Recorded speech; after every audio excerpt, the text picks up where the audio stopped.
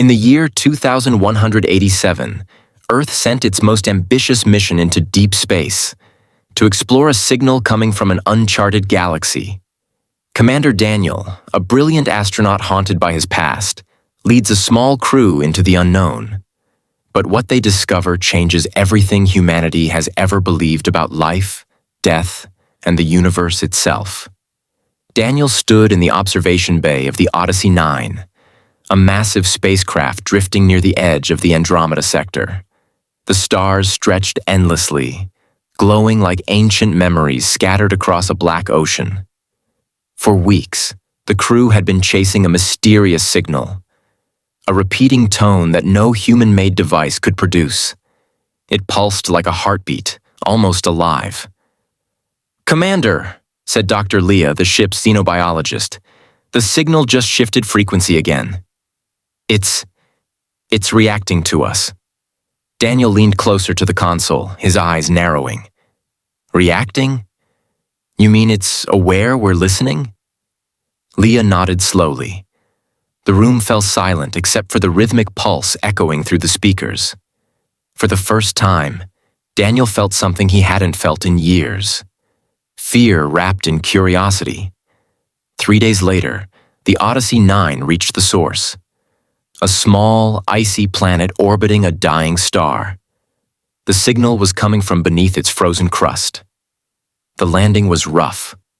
Dust storms howled across the barren surface. Daniel and 2 crew members stepped out, their boots sinking into gray snow. "Radiation levels are stable," said Dr. Leah. "But there's something strange underground. The scanners can't map it properly." Daniel pointed toward a shimmering crack in the ice. "That's our way in." They descended through the crevice using lights and cables, their helmets reflecting eerie patterns of light. What they found below was beyond science. An enormous underground city, carved from crystal, glowing softly as if it breathed. Inside the crystal city, they discovered symbols etched on every wall, spirals, circles, and lines that seemed to shift when observed. Suddenly, the signal stopped. Then a figure appeared. Tall, luminous, with no solid form. It spoke directly into Daniel's mind. "Traveler of the third sun, you followed our echo." Daniel froze. His heart pounded. "Who are you?"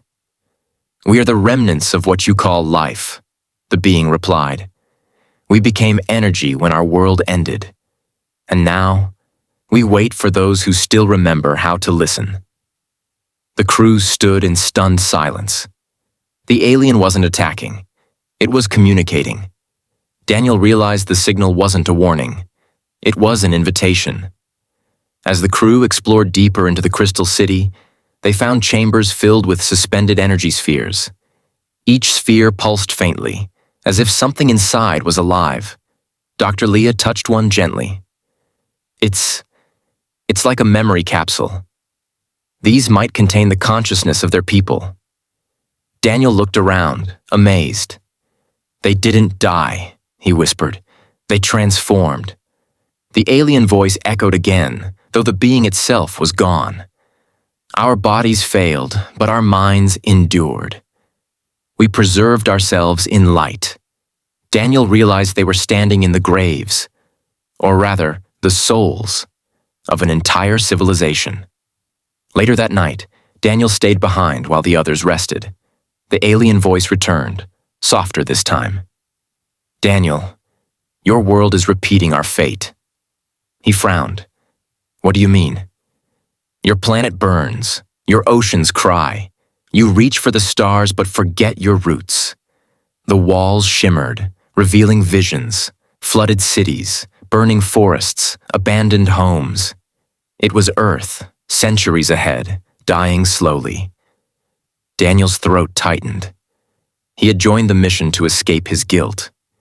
He once led a failed colonization that cost hundreds of lives. Now the universe itself was showing him his reflection. The next morning, Dr. Leah found Daniel already in his suit. "We can't stay here," she said. "The energy readings are unstable." This whole place could collapse. Daniel turned to her, calm but resolute. They showed me something last night. This city isn't just ruins. It's a message. They're offering us a way to survive. Leah frowned. How? Before Daniel could answer, the alien being reappeared. Its voice filled the chamber. The transformation can save you, but it comes with a cost. Light surrounded Daniel, lifting him slowly off the ground. His body began to dissolve into streams of energy. Leah screamed, "Daniel, no!" His final words echoed through the chamber.